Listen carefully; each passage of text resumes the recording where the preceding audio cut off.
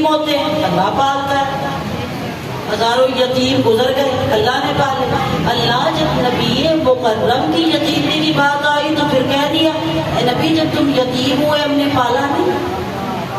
جس حبیب کے لیے سب کچھ بنایا، جب اس سے کلام کیا تو کہا تو نہ ہوتا تو کچھ بھی نہ ہوتا، لیکن یہاں کیا مقصود تھا؟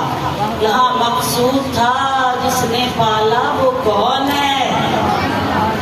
پروردگار کہتا ہے حبیب جب تم یتیم ہو گئے تھے ہم نے پالا نہیں، وہ ہوگا محسن، اللہ کا محسن ہے زمین پہ، ینصر اللہ ینصرکم، یثبت اقدامکم، اس نے اللہ کی نصرت کی تھی، اللہ نے اس کی نصرت کی اور اس کو اتنا ثابت قدم کر دیا تھا کہ جب رسول نے اعلان رسالت کی تو پشت پہ کھڑے ہوئے محسن نے کہا تھا تمام عرب کی قوت ایک طرف ہے، ابو طالب کی قوت ایک طرف ہے۔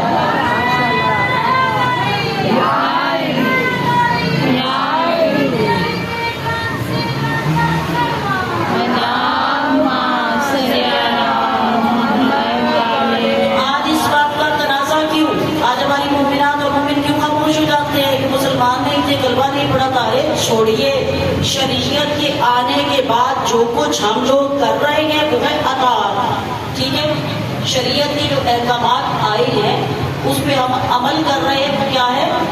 اطاعت۔ بولیے، بولے تھوڑا مشکل لفظ تو جس پہ ہم عمل کر رہے ہیں، جو شریعت ہمیں پروردگار نے نبی کے ذریعے بھیجی، آج ہم اس پہ عمل کر رہے ہیں، وہ ہے اطاعت۔ جو اطاعت نہیں کر رہا وہ کر رہا ہے بغاوت، ٹھیک ہے؟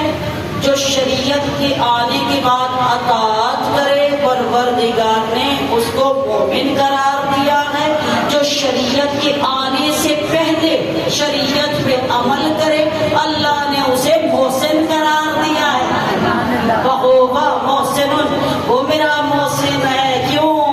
من یسلم وجهه الی اللہ، جب اس نے چہرہ اللہ کی طرف کیا اللہ نے کہا وَهُوَ مُحْسِنٌ، یہ میرا محسن ہے، پھر اسے قوت عطا کی، پھر کہا تیرا ہر امر مجھ عقبۃ الامور، اللہ کہتا ہے تیرا ہر عمل عاقبت اندیشی کے ساتھ ہے۔ تو مختصر کر دوں، کتاب ہے ام النبی، سنیں سمجھ آ رہی؟ کتاب ہے ام النبی، قاہرہ میں کتاب چھپی اور اس کتاب کے جو راوی ہیں علامہ عبدالعزیز احد، انہوں نے روایتیں اور جتنی بھی حدیثیں انہیں مجتمع کر کے ایک جلیل کتاب مرتب کی۔ اس کتاب میں نبی کے چچا کے فضائل لکھے، سنیں نبی کے چچا کے فضائل لکھے، اور فضائل جب تحریر کیے تو انہوں نے کہا کہ جب جناب عبد المطلب کے ہاں اولاد نہیں ہوتی تھی انہوں نے اللہ سے کہا اللہ مجھے 10 بیٹے عطا کر، ایک نہ تھا 10 بیٹے، سن رہے؟ اللہ مجھے 10 بیٹے عطا کر، اور پروردگار نے جب بیٹے عطا کرنے شروع کیے ایک بیٹا براہ خدا میں خانہ خدا میں بیت اللہ میں تیری راہ میں ذبح کروں گا، سن رہے؟ تیری راہ میں ایک بیٹا ذبح کروں گا۔ پروردگار کی بارگاہ میں جب یہ دعا کی تو جو بیٹا پیدا ہوا وہ عبداللہ تھا۔ کتاب ہے ام النبی، کتاب ہے نبی کا چچا، ترجمہ اس کا یہ ہے، لیکن ام النبی کتاب کا نام ہے، عبدالعزیز احد نے لکھی ہے، اور اس میں مستند روایتوں کے ساتھ لکھا کہ جب جناب عبداللہ ہوئے تو پھر پروردگار عالم کی بارگاہ میں وعدے کو وفا کرنے کے لیے عبد المطلب جناب عبداللہ کو لے کے حرم خانہ خدا میں پہنچے، ہاتھ میں انہوں نے چاقو یا چھری لی ہوئی تھی، اب طریقہ ابراہیمی کے مطابق انہوں نے کہا اللہ جیسے میرے پہلے بزرگوں نے تیری راہ میں لغزش نہیں کی، آج میں اسی طرح چھری اپنے بیٹے کے گلے پہ اس لیے چلاؤں گا کہ تجھ سے وعدہ کیا ہوا ہے۔ جب یہ وعدہ وفا کرنے لگے اور چھری اٹھائی تو ایک مرتبہ عبداللہ کے چھوٹے بھائی عبد المطلب کے پوتے ابو طالب نے اپنا ہاتھ بڑھا کے بھائی کی گردن پہ جان رہے سلوات پڑے کر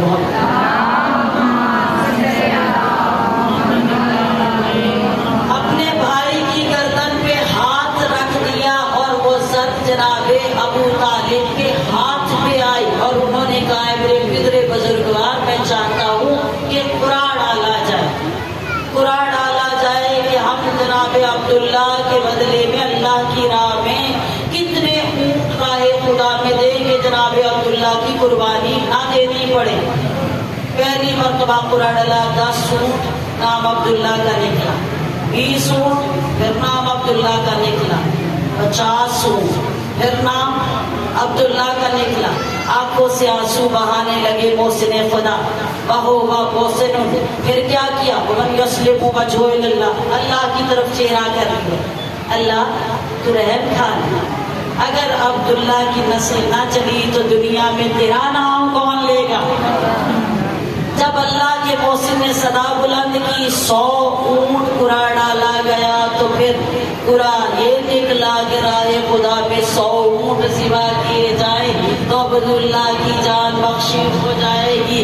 اس وقت جناب ابو طالب نے اپنے مال و متاع میں سے اپنے حصے کے 100 اونٹ راہ خدا میں ذبح کر کے عبداللہ کو بچایا تھا۔